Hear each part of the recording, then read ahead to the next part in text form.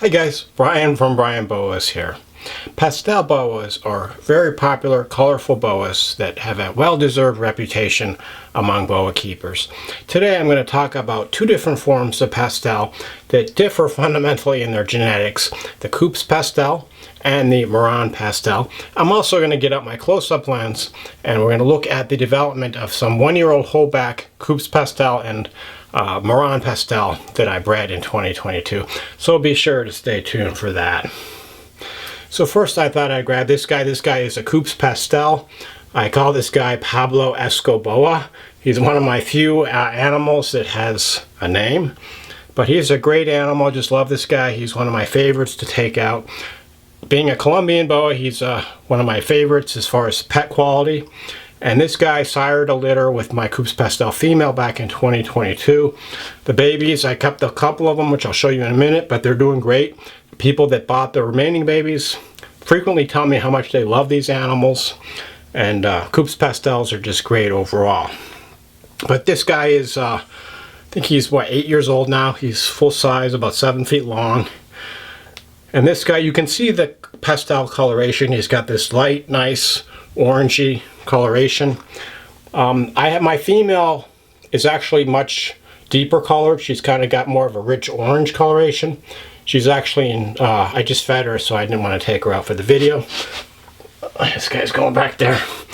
But so I thought I'd grab this guy. But beautiful animal nonetheless. Maybe not quite as brightly colored as my female. But the Kubsch pastel is a line it's a line bred pastel. So it's basically a line bred trait, which means that it's been selected for generation after generation. It's a polygenic trait, meaning there's multiple genes that contribute to the pastel. As you probably know, most morphs are monogenic, like albinos and anerythristics. It's just one gene that causes the trait, whereas with pastels, most types of pastels, you have multiple genes. And basically, people are just selecting the most richly colored animals from each generation to go to the next generation. And then over time, over multiple generations, you have these really richly colored pastel animals. And so the Kubsch pastel is a project that was started by a breeder named Silvio Kubsch in Europe about 20 or 30 years ago.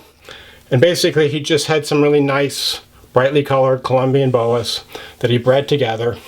Then he selected the most brightly colored babies in that litter to breed, and so on for multiple generations, until he had this line of very beautiful, pure Colombian pastel boas. Vin Russo acquired some of them and continued the project, and that's where I got my breeders. This guy was bred by Vin Russo. And with every generation, you get more and more pastel looking and more colorful animals.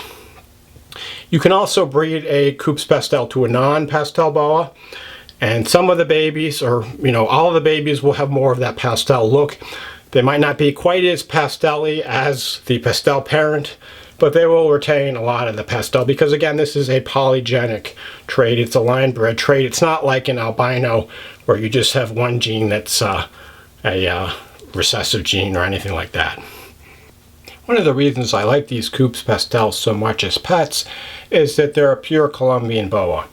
And although they're not tied to any specific locality in Colombia, they do have all the traits of the Colombian boa that make them great pets. They're really docile, they're a nice size, they're really easy to care for, very hardy, and they just make a great boa to take out and enjoy and handle without being too big. So a great pet boa, the Kubsch pastel Colombian. So I bred these guys back in 2022. I think it's a pretty good chance I might breed again this fall, so hopefully I'll have some more babies in 2024, but I'll just have to see. But I'm going to get out my close-up lens in a minute and show you some of the babies. But first I want to show you one of my other pastels, a different type of pastel known as the Marron pastel. This is the other form of pastel that I have in my breeding group, and it's called the Marron pastel. And what's fundamentally different about Marron pastel and the Marron gene is that it's a single gene that causes the pastel coloration. And this is called an incomplete dominant gene, sometimes referred to as a codominant gene. But with incomplete dominant, you have, with an animal has one copy of the gene, it has one phenotype. If it has two copies, it has a more extreme phenotype. And so this animal is actually a Marron jungle. He's got not just the Marron pastel gene, but the jungle gene as well. The Marron gene primarily contributes to pastel colors, whereas the jungle gene has some effects on the shape of the saddles and striping and some of the aberrancies of the pattern, although the jungle does have a little bit of effect on the color, and the Marron does have a little bit of effect on the pattern. And this is kind of what it looks like when you have both genes. I actually don't have a straight Marron jungle or straight Marron boa to show you, but this guy is a Marron jungle. And so what's fundamentally different about Marron compared to the other pastel lines, again, is that it's a monogenic trait controlled by just the one gene. Most pastels, like the Kubsch pastel and some other pastel lines, are line-bred traits, and people are just selecting generation after generation for the pastel color. Whereas with this particular gene, it's thought it's just the one gene, and if you breed two Marrons together, you're going to get 25% wild types, 50% Marron, single copy, and 25% of what's known as a super Marron, which has two copies of the Marron gene, which has this really interesting red phenotype. And I'm going to show you an animal in a minute that I believe to be a super Marron. And so this guy first bred for me back in 2022, and I kept some of the babies, which I'll show you in a minute. But I will show you both a Marron jungle and a super Marron jungle, as well as some of my Kubsch pastel babies. And you can take a look and see how the differences in these two animals, or two types of boas, at a year of age, and tell me which one you like the best, the Marron or the Kubsch pastel. But I'll get out my close-up lens now. This is a Marron female that I held back from my 2022 litter, and you can see how beautiful her orangey pink coloration is. These animals, I held back a male and female. They're both doing really, really well, and just love how the color has been developing.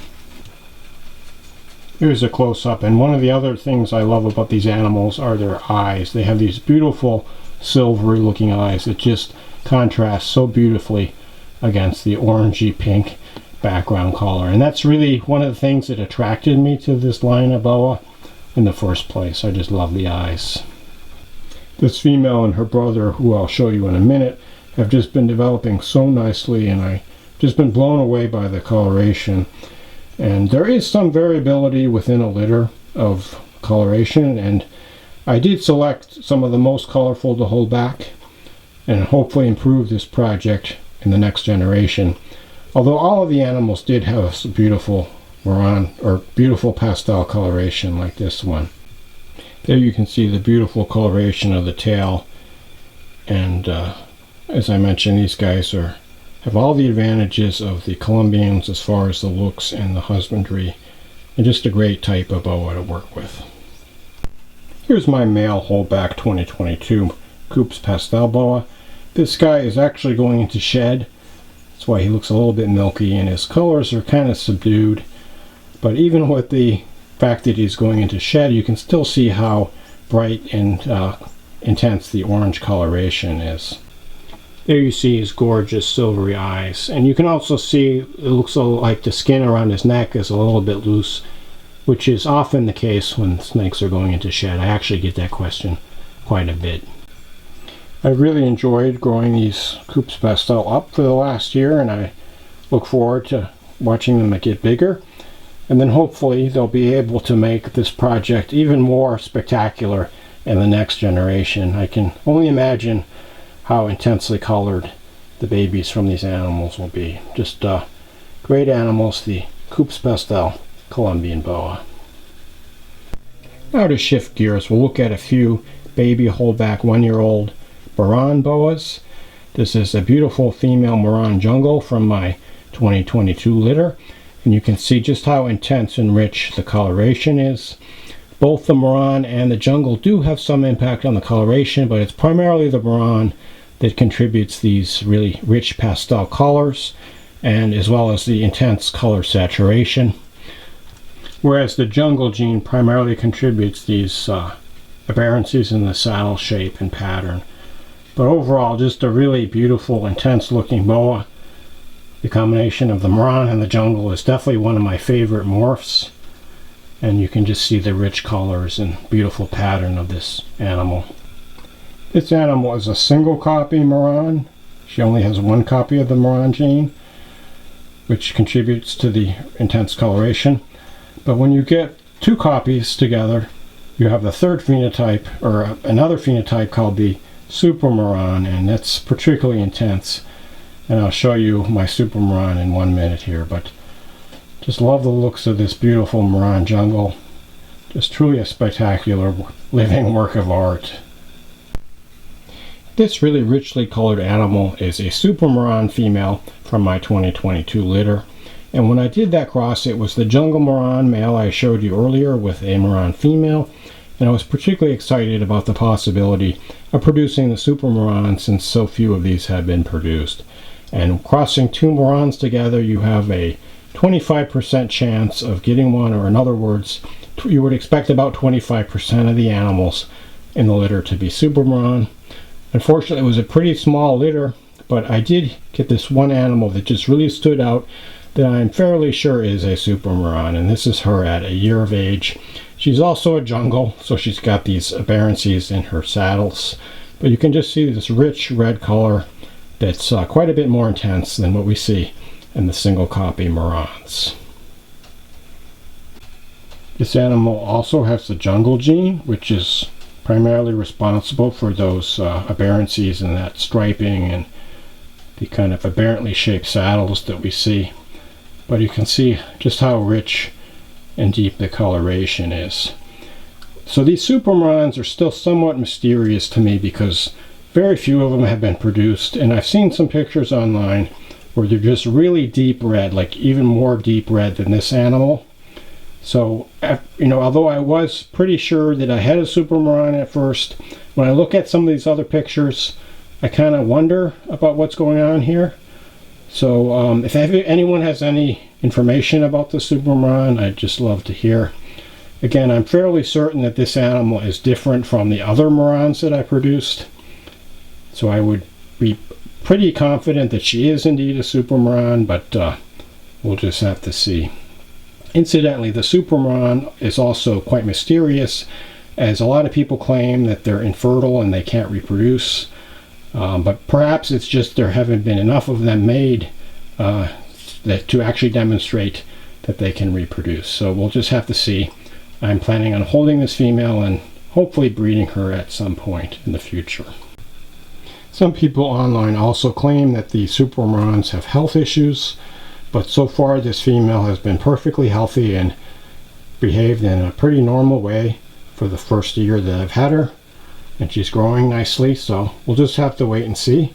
Hopefully she'll be healthy in the future and ideally go on to have a litter of her own, maybe 4 years or so from now.